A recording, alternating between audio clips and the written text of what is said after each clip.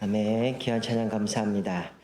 여러분은 지난 한 주간 어떤 삶을 사셨습니까? 우리가 지난주 나눈 말씀처럼 혹시 여로보암처럼 또 하나님을 이용하지는 않으셨습니까? 아니면 하나님의 은혜에 감사하면서 또 하나님의 그 은혜 가운데 보답하며 또 믿음으로 사셨습니까? 이 가을에 주님을 뜨겁게 사랑하시기를 주님의로 축원드립니다. 오늘은 우리가 지난주에 이제 북이스라엘 여로보암에 대해서 살펴봤는데 오늘은 남쪽 유다를 좀 몇 명의 왕들을 살펴보면서 우리 그리스도인들이 어떻게 살아야 하는가에 대해서 같이 좀 고민하고 같이 말씀을 나눴으면 좋겠습니다. 우리 남쪽 유다는 르호보암을 통해서 이제 유다와 베냐민 지파 두 지파의 왕이 되었습니다. 자, 우리 14장 21절 한번 볼까요? 자, 르호보암을 소개를 하고 있는데 이렇게 말씀합니다. 중간에 여호와께서 자기 이름을 두시려고 이스라엘 모든 지파 가운데서 택하신 성읍 예루살렘에서 17년 동안 다스리니라. 그의 어머니의 이름은 나아마요 암몬 사람이더라. 자, 여기 보면 이스라엘 모든 지파 가운데서 하나님의 이름을 두시려고 예루살렘에서 르호보암을 왕으로 세웠다는 거예요. 근데 그가 17년 동안 나라를 다스렸다라고 기록하고 있는데, 자, 우리 르호보암을 소개하는데 한 사람을 또 소개하고 있죠. 누굴 소개합니까? 어머니를 소개합니다. 어머니가 출생지가 어딘지, 그분의 이름이 누군지를 기록을 하고 있죠. 왜 어머니를 소개할까요? 왕이 누구의 영향을 받았는지를 말씀하기 위해서라는 거죠. 그러니까 어머니의 출생지가 어디에 따라서 그 아들 왕이 어떤 영향을 받는가를 보여주는 거죠. 그러니까 어머니가 하나님을 섬기는 그 삶에서 태어난 사람이라면 왕이 하나님을 섬기는 거고, 만약에 어머니가 이방신을 섬기는 어머니라면 이 왕이 어머니를 쫓아서 우상 숭배하게 되는 그 영향을 받았다라는 것을 강조하기 위해서 어머니를 소개합니다. 그래서 이제 솔로몬 이후에 이제 아들들이 이제 뭐 북이스라엘든 남쪽 유다든 이제 왕이 되어질 때 꼭 따라가는 게 엄마가 누군가, 엄마가 어디 출신인가가 계속 이어져 가는 거죠. 자, 오늘 르호보암의 출신의 어머니의 출신이 어디입니까? 이름이 나아만데 암몬 사람이라는 거죠. 여러분, 암몬은 누구를 섬깁니까? 밀곰을 섬겼어요. 밀곰을 어떻게 섬깁니까? 인신 제사를 드리는 거죠. 자기 아이들을 산채로 그 신에게 바쳐서 신이 우리에게 뭔가 복을 준다, 이 생각을 갖고 있었다니, 당연히 이 르호보암은 어디 영향을 받았겠습니까? 엄마가 나아만데 그 어머니는 암몬 출신이고 그 어머니를 통해서 그 가증한 신을 섬기는 영향을 받게 되어진다라는 거죠. 그러니 왕이 어떤 삶을 살았을까? 자, 22절 보면 14장 22절 이렇게 평가하죠. 유다가 여호와 보시기에 악을 행하되 그의 조상들이 행한 모든 일보다 뛰어나게 하여. 여러분, 다윗을 쫓아서 뜨겁게 하나님을 섬겼다, 이게 아니고 뭐라는 거야? 악을 행했는데 모든 조상들보다 뛰어나겠다. 이 제대로 된 나쁜 놈이라는 거죠. 하나님을 섬기는 게 아니라 악을 행하는데 모든 조상보다 뛰어났다, 그렇게 표현하고 있습니다. 그래서 그 범죄로 인하여 여호와를 노엽게 했다, 이렇게 기록합니다. 여러분, 르호보암이 처음부터 그랬을까요? 이미 하나님께서는 뭐 선지자를 통해서 이 솔로몬의 죄악 때문에 나라를 두 개로 쪼개겠다, 이 얘기 들었지 않겠습니까? 처음부터 그러진 않았어요. 역대하를 보면 르호보암이 초기 3년 동안은 하나님 앞에서 나라를 강성하게 세워가고 신실하게 섬겼어요. 왜 그랬을까요? 그 원인이 뭘까요? 지난주에 이미 다 얘기했어요. 자, 우리 지난주에 여로보암이 이스라엘 사람들이 남쪽 유다로 제사하지 못하도록, 그리고 그들이 이탈하지 못하도록, 그래서 자기를 죽이지 못하도록 하기 위해서 베델과 단에다가 금송아지를 세웠어요. 이것이 너희를 애굽에서 인도하신 신이다.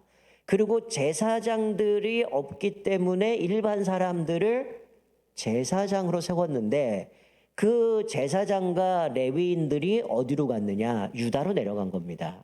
그러니까 왜냐하면 하나님을 섬겨야 되는데 이 여로보암이 왕이 되더니 금송아지 섬기고, 이미 모세 때 금송아지 섬겼다가 3,000명이나 죽었는데 이게 지금 또 똑같은 그 일을 하니까 제사장들과 레위인들이 떠나버린 거죠. 그래서 남쪽 유다로 왔는데 그들 때문에 3년 동안 이 유다 르호보암 때는 초창기에 정치나 경제나 종교나 군사적으로 부흥하는 시기를 겪었다라는 겁니다. 사랑하는 성도 여러분, 여러분 때문에 여러분의 자녀들이, 여러분의 가정이, 또 우리 천사중학교 믿음의 공동체가 강하고 든든하게 서가기를 주님의 이름으로 축원드립니다.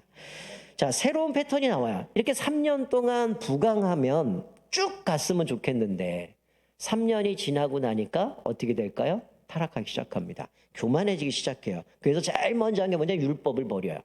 그리고 우상 숭배를 합니다. 왜 그랬을까요? 르호보암의 어머니 나아마가 암몬 사람, 그 영향 때문에 우상 숭배하게 되는 거죠.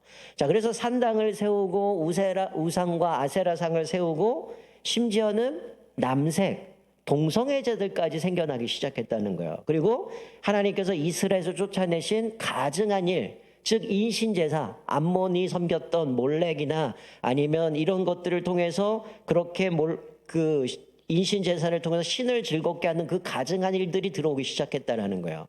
그러니 하나님이 그걸 가만 내두시겠어요?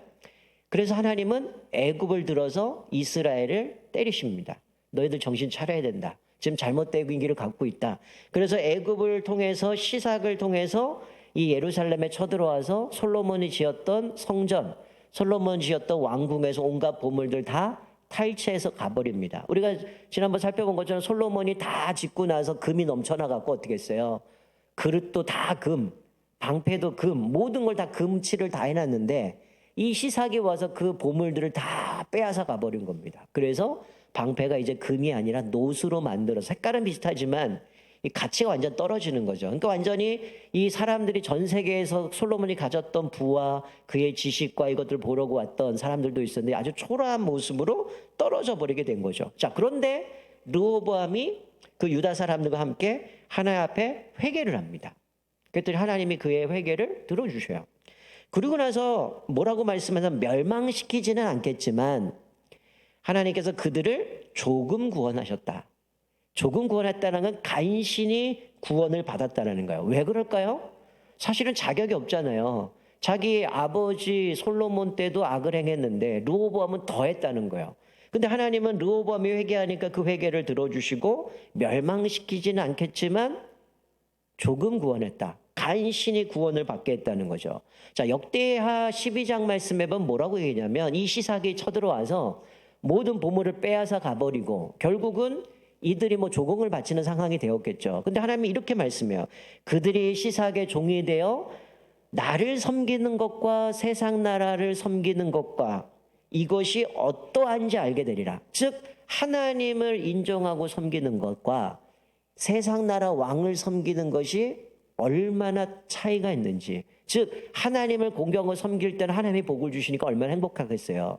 그런데 세상 왕을 섬길 때는 자기 거 다 털리고 뭔가 줘야 되는 비참한 삶을 살면서 야, 뭐가 좋았는지 어떤 게 훨씬 좋은지를 깨닫게 하시기 위해서 하나님이 그렇게 했다는 거야. 그럼에도 불구하고 르호보암은 계속해서 악을 계속 해가는 모습을 보게 되어집니다. 여러분, 우리들의 모습을 보면 똑같아요. 자격이 있습니까? 우리의 행위나 공이나 어떤 것으로도 우리를 구원할 수 없어요. 근데 우리는 예수 그리스도의 십자가의 죽으심으로 그분의 은혜로 말미암아 우리는 구원을 받았다는 거예요. 그러니 오늘 이 르호보암은 하나님이 그에게 은혜를 베풀어 주시고 그에게 간신히 구원받게 했던 것은 이미 다윗과 약속했던 그 언약을 신실하게 이뤄가시기 위해서. 왜냐하면 하나님이 이 다윗의 가문을 끊어버리지 않겠다. 그 왕위가 끊어지지 않고 등불을 끄지 않겠다는 그 약속을 이루시기 위해서 하나님이 그가 잘못했음에도 불구하고 계속해서 이어져 가는 모습을 보게 돼요. 그러나 우리는 어때요? 내가 예수 믿는 거는 내가 이런 행위들 때문에 하나님 앞에 예배드리고 헌금하고 봉사하고 헌신하는 것을 통해서 구원받기 위한 게 아니라 이미 우리는 완벽한 구원을 받았어요. 그 은혜에 감사하기 때문에 하나님 앞에 예배하는 거고 또 하나님 앞에 주신 걸 감사함을 헌금도 하는 거고 봉사하고 헌신하는 것이지 이 모든 것이 나를 지탱해 주는 게 아니라 하나님의 은혜가 감사하기 때문에 우리는 아름다운 열매를 맺어가는 거고 성령의 열매, 의의 열매, 믿음의 열매들을 맺어가는 모습을 봅니다. 자, 오늘 15장 1절부터 8절까지 말씀을 읽지 않았는데요. 이제 르호보암의 아들 아비암이 등장합니다. 자, 여러분 헷갈리는데 자, 북이스라엘의 왕 이름이 누구예요? 여로보암. 남쪽은 누구예요? 르호보암. 이것도 약간 비슷한데 헷갈리죠. 자, 근데 재밌는 거는 여로보암의 아들이 누구냐? 아비야예요. 르호보암의 아들이 누구냐? 아비얌입니다. 아, 이게 미치는 거죠. 맨날 이름 비슷비슷해갖고 헷갈리는데, 자, 아비야는 어쨌든 여로보암의 아들은 병들어서 죽게 되지만 그건 생략하고, 자, 르호보암의 아들 아비얌이 왕이 되는데 오늘 읽진 않죠? 3절에 딸랑 3년 왕이 됩니다. 여러분 3년밖에 왕을 못했어요. 왜 그랬을까요? 3절을 보세요. 아비얌이 그의 아버지 이미 행한 모든 죄를 행하고, 자, 르호보암이 행했던 모든 죄를 다 했다는 거예요. 자, 르호보암 어땠어요? 조상들보다 더 악을 행했는데 뛰어나게 했다. 그러니까 제대로 된 나쁜 놈인데 이 아비암은 그 아버지가 했던 죄를 그대로 또 했어요. 그의 마음이 그의 조상 다윗의 마음과 같지 아니하여 그의 하나님 여호와 앞에 온전하지 못하였으나, 자, 무슨 얘기입니까? 르호보암이 그렇게 엉망으로 나라를 다스리다가 하나님 앞에 벌도 받고 다 봤을 거 아니에요. 근데 그 아들이 왕이 되는데 아버지가 했던 악한 것들 그대로 답습합니다. 그래서 성경은 하나님 앞에 온전하지 못했다, 다윗의 마음같이 아니했다라고 얘기해요. 그런데 또 말씀합니다. 온전하지 않는데 하나님은 왜 아비암을 왕으로 세우셨을까요? 세우면 안 되잖아요. 다윗의 왕위를 이어가려면 뭔가 좀 신실한 사람을 세워가야 되는데 그럼에도 불구하고 아비암을 세웠습니다. 왜 그럽니까? 계속 성경은 그런 얘기야. 다윗과 맺은 언약 때문에 하나님이 계속 다윗의 언약을 신실하게 이뤄가기 위해서 이 아비암을 다윗의 가문을 잇게 합니다. 그리고 역대하에 보면 이 여로보암과 아비암이 전쟁을 해요. 평생에 전쟁이 있었다 그러는데 아비암이 이겨요. 그래서 여로보암이 그 전쟁 가운데 힘을 잃어버리게 되고 회복이 안 됐다가 2년 후에 이제 죽음을 당하게 되는데, 이 아비암도 이기게 된 것도 뭡니까? 하나님의 도우심, 하나님의 은혜, 다윗의 언약 때문에 그 나라를 계속 이어가게 하시는 거죠. 자, 그리고 나서 이제 오늘 우리가 읽은 본문은 그러면 이제 우리가 어떻게 살아야 하는가에 대한 모델로서 아사 왕을 하나님이 주십니다. 자, 여로보암 20년, 여로보암이 22년을 왕을 했는데 20년 때, 그러니까 죽기 한 2년 전에, 그러니까 아비암을 통해서 전쟁에 지고 완전히 쇠퇴되어진 그 상황 가운데 아사가 왕이 되는데요. 자, 그가 몇 년을 왕이 됩니까? 41년을 합니다. 여러분 통일한 거, 사울, 다윗, 솔로몬, 여러분 이 세 왕이 각각 몇 년씩 왕을 했을까요? 여러분이 헷갈리고 어려우니까 아주 공평하게 똑같이 40년 했습니다. 그래서 120년이 통일왕국이에요. 자, 그런데 그 이후에 보면 왕들이 어떻게 되게 단명하잖아요. 왕이 됐는데 뭐 17년, 뭐 22년, 그리고 저기 지금 아비암은 뭐요? 3년. 근데 아사 왕은 41년 동안 왕을 했다는 거예요. 이 얘기는 무슨 얘기냐? 하나님이 그에게 은혜를 베푸셨다는 거예요. 자, 은혜를 베푸셔서 41년 동안 거의 통일왕국처럼 나라를 다스리게 되는데, 자, 아까 제가 서두에 말씀드린 것처럼 왕을 소개하고 뒤에 또 누구 소개요? 어머니 소개한다 그랬는데, 자, 보세요. 이 아사 왕의 어머니를 누구라고 합니까? 그 어머니는 마아가요 아비살롬의 딸이었더라. 자, 재밌는 거 보여줍니다. 자, 근데 위에 아비암을 보세요. 아비암의 어머니가 누구예요? 어머니가 마아가고 아비살롬의 딸이었다. 근데 아비암이 죽고 그의 아들 아사가 왕이 되었다. 이게 무슨 족보입니까?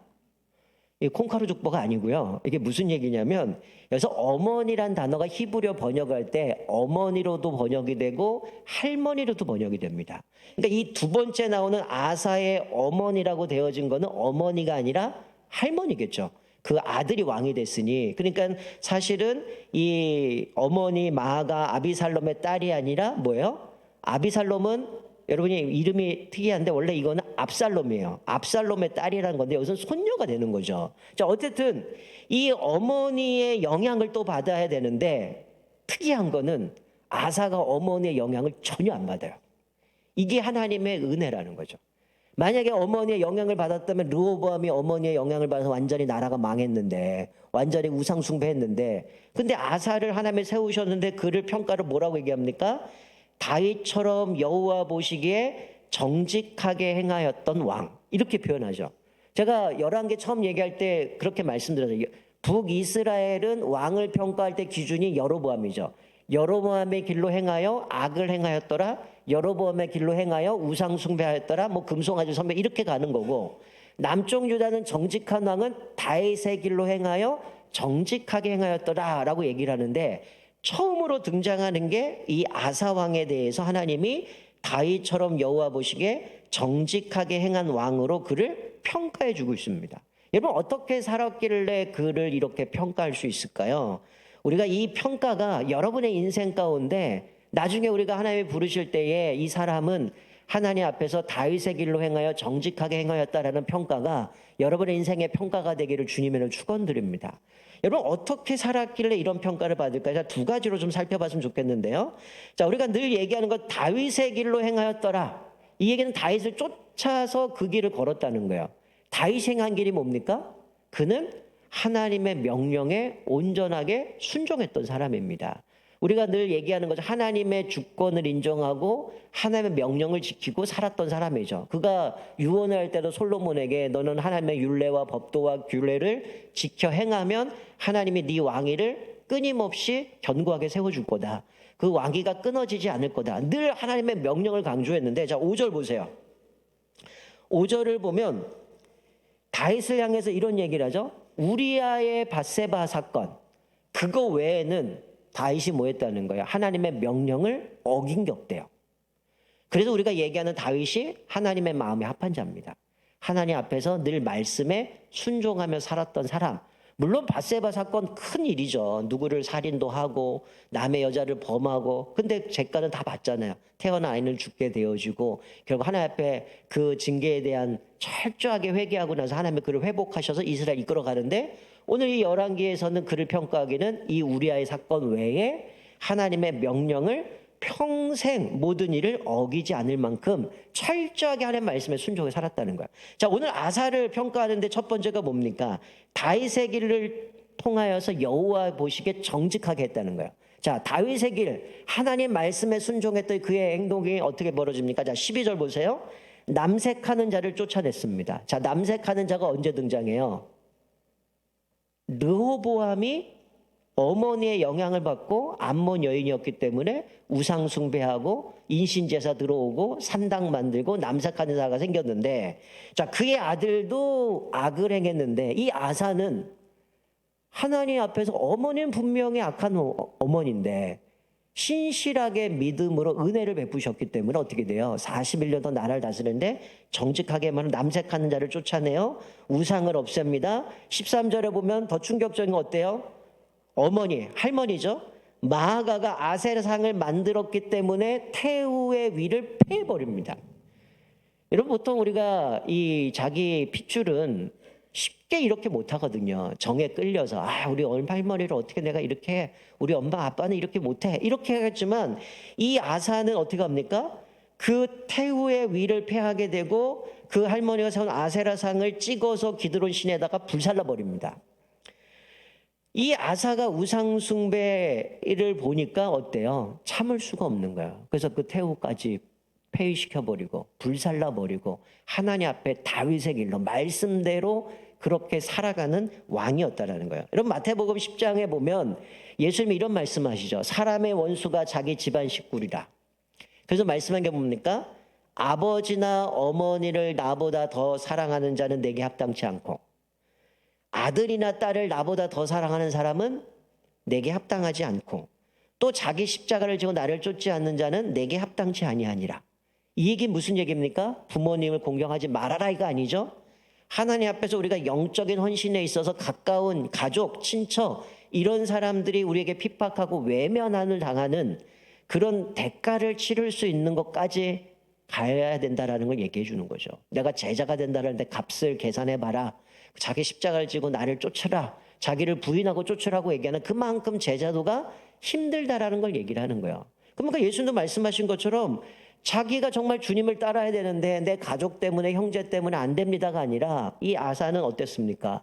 그 할머니마저도 그 할머니 때문에 아사라상을 섬기고 백성들이 타락하게 되니까 태우의 위를 패하게 되고 그것을 불살라서 하나님을 섬기도록 만들어버린 거죠. 이 영적으로 혼탁한 이 사회를 어떻게 하는 겁니까? 백성들의 마음이 다 우상으로 빼앗겼는데 그들의 마음을 다시금 하나님께로 옮겨가면서 그들이 하나님을 신실하게 섬기게 하는 모습을 보게 됩니다. 우리도 여호와 보시기에 정직하게 행하여서 이 혼탁한 시대에 죽어가는 영혼들을 주님 앞에 이끄는 복된 인생 되시길 주님의 축원드립니다. 제가 아까 광고 말씀드린 것처럼 우리가 온 가족 축제를 하는 이유도 우리는 열심히 신앙생활 하지만 여러 가지 낙심된 사람들, 또 주님을 알지 못하는 사람들, 내가 관계 맺고 있는 사람들 중에 죽어가는 영혼들이 있어요. 그들을 어떻게 하면 우리가 그들을 주님 앞에 인도해서 이 혼탁한 이 시대를 하나님께 그들을 인도하여서 그들도 하나님의 은혜들을 복을 누리게 할 것인가, 우리가 좀 이 가을에 좀 고민도 하시고 같이 또 기도하셔서 정말 추수감사들 하나님 앞에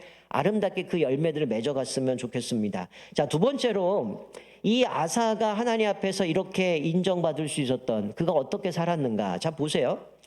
그 할머니의 태우의 위를 패했는데, 그리고 그 아세라상을 불살라 버렸는데, 그는 어땠습니까?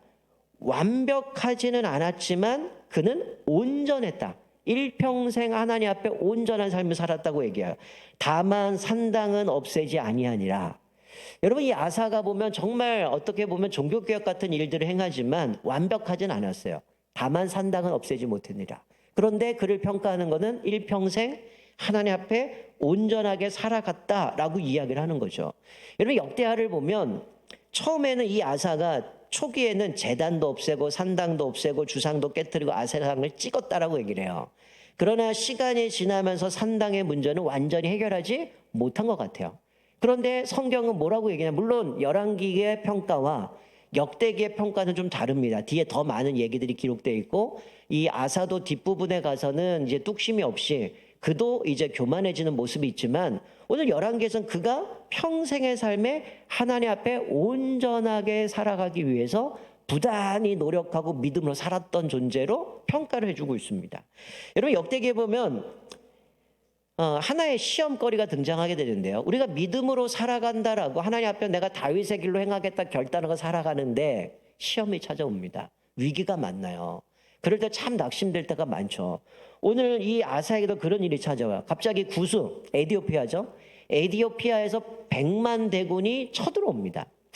이 아사가 지금 이렇게 우상들을 제거하고 나서 이제는 이 나라를 강성하게 세우기 위해서 성읍을 세우고 병사들을 모집을 한 게 58만이에요. 100만이 쳐들어왔는데 자기에는 58만밖에 없어요. 그런데 이 아사 왕이 58만을 데리고 전쟁에 나갑니다. 배짱이 있어서 나간 게 아니라 믿는 게 있었어요. 하나님이 우리와 함께 한다는 그 믿음이 있었기 때문에 58만을 데리고 전쟁에 나가요. 근데 하나님이 은혜를 베푸셔서 100만을 이기게 합니다. 그래서 오늘 우리가 읽은 마지막 15절에 뭐라고 기록합니까? 아버지 때, 솔로몬 때 그 전리품들 많이 남겨뒀던 것, 그리고 자기가 전쟁을 통해서 남겨둔 것을 가지고 어떻게 해요? 하나님께 바칩니다. 이게 하나님 앞에 바쳤다는 얘기는 뭐예요? 이 전쟁은 하나님이 행하신 거기 때문에 하나님 앞에 다 드렸다라는 거야. 내 욕심이라면 지금 다 성전은 뭐 어떻게 됐어요? 노빵 패고 막 이러니까 다시 치장하고 해야 되는 그거 안 하는 거죠. 하나님 앞에 귀하게 드리면서 하나님 앞에서 온전하게 이 전쟁의 주인도 하나님이다를 고백하게 되는데, 이 전쟁이 끝나고 돌아올 때 하나님이 한 선지자를 보냅니다. 그러면서 이 아사에게 말씀하셨던 내용이 이런 거죠. 너희가 하나님께 함께하면 하나님도 너희와 함께하고, 너희가 하나님을 찾으면 하나님이 너희를 만나 주실 것이고, 너희가 하나님을 버리면 나도 너희를 버릴 것이라. 선지자를 통해서 그렇게 얘기합니다. 여러분이 만약에 아사라면 내가 58만 데리고 나가서 100만 이기고 오면 어떤 마음이 들까요? 교만해질 수 있잖아요. 근데 그런 상황 가운데 승전가를 부르고 룰루랄라 하고 돌아오는데 하나님이 딱 던져주신 거는, 네가 하나님을 찾고 하나님을 부르짖고 하나님 앞에 온전하게 나아가면 하나님 만나주시고 도와주시지만, 네가 하나님을 버리면 나도 너 버릴 거야. 즉 이 얘기는 뭡니까? 내가 이기겠고 내가 너를 붙들어주고 하나님을 섬기는 난 하나님이 다윗에게 약속했던 그 언약을 그대로 이루시겠다라고 말씀해주고 있는 거죠. 자, 여러분, 우리가 예수를 믿고 믿음으로 살아가지만 우리는 완벽한 존재가 아니에요. 우리는 여전히 죄성이 있습니다. 목사를 비롯해서 사실 우리가 교회에서 신앙생활하면 상처받잖아요. 사실 상처받을 이유가 없어요. 왜 우리가 상처받습니까? 사실은 저 사람은 완벽할까라고 생각하는 거야. 아, 목사라면, 장로라면, 권사라면 적어도 저 정도면 이런 기준을 놓고 보죠. 우리는 완벽하지가 않습니다. 누구나 연약한 죄인이고요. 우리는 부족한 존재라는 거예요. 그렇기 때문에 우리가 신앙생활 하다가 때로는 시험 들어 넘어지기도 하고요. 완전히 나락으로 떨어질 수도 있지만 그러나 우리는 어떻습니까? 예수님의 십자가의 죽으심을 우리는 완벽한 구원을 이루어 주셨기 때문에 하나님이 마치 유다 나라를 비록 그들이 잘못하고 실수하고 범죄하지만 포기하지 않으시고 그들을 간신히 구원해서 끌고 가시지만 우리는 완벽한 구원을 주셨다는 거예요. 예수님 뭐라고 말씀하십니까? 자기 사람을 끝까지 사랑하셨다. 우리가 뭐 칼빈의 교리 중에 성도의 견인이라는 게 있잖아요. 때로는 고난도 있고 어려움도 있지만 우리가 인내함으로 하나님께서 끝까지 우리를 천국까지 인도해 가신다. 하나님의 택하신 백성들을 하나님이 세워 가신다라는 게 교리 아닙니까? 마찬가지로 우리가 넘어질 수 있어요. 실패할 수 있어요.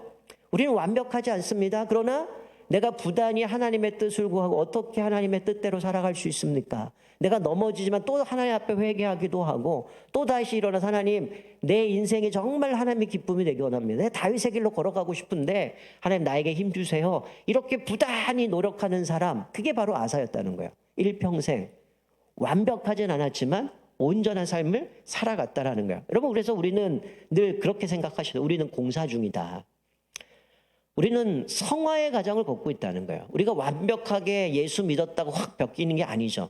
여전히 죄악들 가운데 살아갑니다. 그러나 예수를 믿으면 퇴보되어지거나 정체되는 게 아니라 그리스도의 장성한 분량까지 계속해서 거룩하고 하나님 앞에서 아름답게 지어져 가야 되는 거죠. 그러니까 이것은 언제까지냐? 예수님 재림하는 그날까지 우리는 계속 거룩해지고 성화의 과정을 통해서 성숙되어져 가야 되는 거죠. 그렇기 때문에 우리가 때로는 넘어질 수 있지만 거기서 내가 이러려면 뭐하러 예수 믿어? 차라리 안 믿으면 죄책감도 없고 편하게 살겠지. 그렇게 살아보세요. 과연 행복한가? 아까 보잖아요. 애국과 하나님 섬기는 건 어떤 게 난지 니들이 알게 하기 위해서 하나님이 그들을 들어서 치시잖아요. 결국 깨닫는 게 뭡니까? 하나님 아니면 안 되는구나. 이걸 경험하게 되어지는 거죠. 한 가지 이야기를 하고 마무리하겠습니다. 여러분 잘 아는 미켈란젤로가 있습니다. 미켈란젤로가 시스틴 성당의 천장 벽화를 꾸미면서 열심히 그리고 있는데 자기 밑에는 조수가 이렇게 묻습니다. 선생님, 이제 끝나지 않았습니까? 라고 질문했더니 자네 눈에는 끝난 것처럼 보이는가? 내 눈 아직 끝나 보이지 않대. 그리고 열심히 또 덧칠하고 그림을 그리더라는 거예요. 그리고 나서 이제 시간이 몇 달이 지나서 조수가 봤을 때 이제는 마침내 완벽하게 이게 이제 끝났다라고 판단이 되어진 거예요. 그래서 다시금 선생님한테 묻습니다. 선생님, 이제는 정말로 끝나지 않았습니까? 라고 했더니 이 미켈란젤로가 아주 유명한 대답을 합니다. 내 눈에는 끝났는데 주님이 보시기에는 어떨지 모르겠네. 이런 얘기를 합니다. 여러분, 우리 신앙도 마찬가지예요. 나는 이쯤은 됐지, 이 정도 했으면 됐지가 아니라 우리는 끊임없이 하나님 앞에 온전한 삶을 살아가기 위해서 어떻게 될까요? 하나님, 어떻게 살아야 됩니까? 하나님 눈에 어떻습니까? 내가 지금 바르게 가고 있습니까? 끊임없이 주님 앞에 물어야 되는 거예요. 하나님 앞에 부르짖고 또 하나님 앞에 주님의 뜻을 구하고 끊임없이 내 삶 가운데 실패했을 때에도 하나님, 제가 실패했는데 그러면 어떻게 해야 됩니까? 하나님, 내가 이 문제 계속 부딪히면 맨날 실패하는데 하나님, 이 문제를 극복하고 해결할 수 있는 비결이 뭡니까? 이렇게 하나님 앞에 늘 끊임없이 묻는 거죠.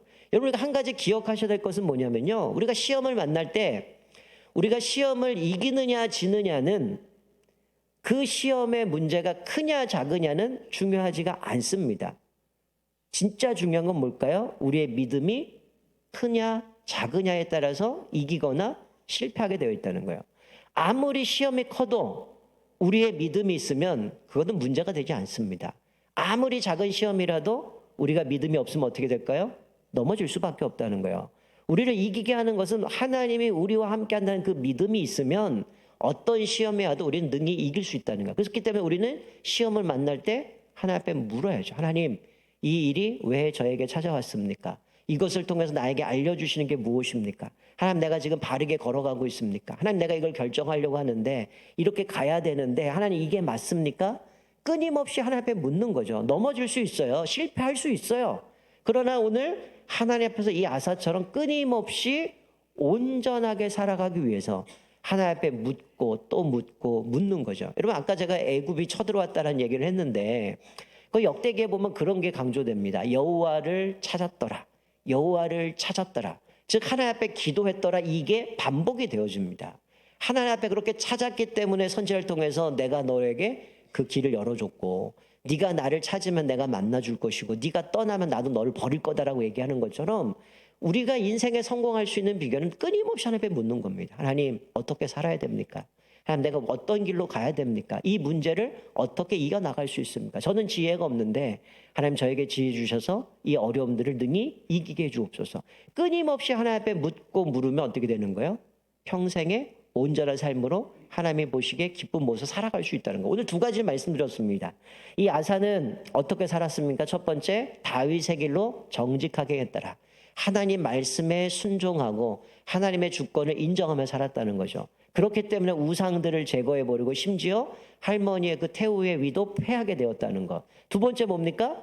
완벽하진 않지만 그래도 내가 하나님 앞에 정직하게 또 온전하게 살기 위해서 부단히 노력하고 때로는 넘어질 수도 있지만 그때에도 주님 찾으면 믿음으로 나아갔을 때 하나님은 그를 하나님께서 하나님 앞에 다윗의 길로 정직하게 행하여 일평생 온전히 행한 왕으로 그를 평가해 주고 있습니다. 여러분의 삶이 오늘 이 아사처럼 평생에 다윗의 길로 걸으시고 또 하나님 앞에서 부족하지만 끊임없이 주님을 닮아가려고 온전한 삶을 살려고 하나님 앞에 묻고 또 하나님 앞에 기도하고 구할 때 하나님이 우리를 붙드시고 또 우리를 이기게 하시고 우리를 더 성숙하게 만드셔서 그리스도의 장성한 분량까지 자라가는 저와 여러분 되시기를 주님의 이름으로 축원드립니다. 아멘. 우리 같이